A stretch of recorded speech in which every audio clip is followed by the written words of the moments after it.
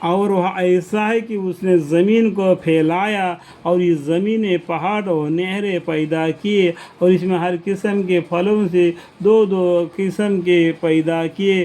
شب کے تاریکی سے دن کی روشنی کو چھپا دیتا ہے، یعنی دن کی روشنی کو چھپا دیتا ہے، مطلب اندھیرا آ جاتا ہے تو روشنی چھپ جاتا ہے جس میں تم آرام کرتے ہو. ان انبار مذکورہ میں سوچنے والوں کے سمجھنے میں واسطے توحید کی دلائل موجود ہے. جو سوچتا ہے سمجھتا ہے اس کے لیے ایک اللہ ہے یہ سب کرنے والا. آج یہاں پر دن ہے اور کہیں پر رات ہوگا، کہیں پر دوپہر ہوگا، کوئی پر فجر کی اذان ہو رہی ہوگی، کہیں پر ظہر، اب یہاں پر ظہر ہو رہی، کہیں پر عصر ہو رہا ہوگا. اس طریقے سے زمین پھیلنے کی وجہ سے اور یہ سورج چاند ایک جگہ پر ہے. زمین سورج کے ساتھ گھومتا ہے اور زمین کے ساتھ چاند گھومتا ہے.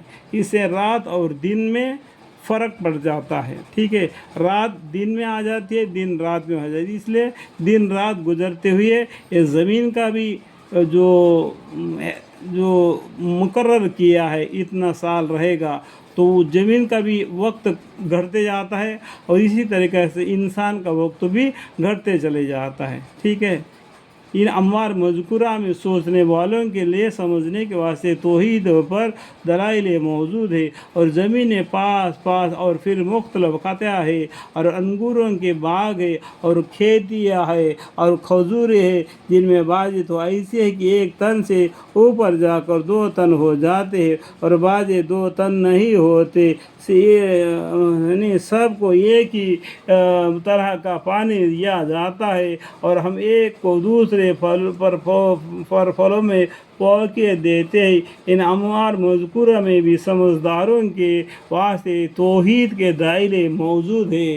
ایک ہی قسم کا زمین ہے، ایک ہی قسم کا پانی دیتے ہیں اور پھلالی الگ الگ ہے، پیڑوں میں بھی الگ الگ ہے.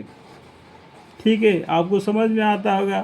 کچھ پیڑ 1 تن کے ہوتے ہیں، کچھ پیڑ 2 تن کے، جیسے آم کا جھاڑ دیکھو، کہیں نیم کا جھاڑ دیکھو، کوئی ڈونڈا پہنتا ہے اس کا جھاڑ بھی دیکھو، کوئی تربوز کا جھاڑ دیکھو، کدو کا جھاڑ دیکھو. ہر قسم کے پیڑ مختلف ہے لیکن زمین ایک ہی ہے، پانی ایک ہی ہے، لیکن پھلوں کے مزہ اور طور طریقہ الگ الگ ہے.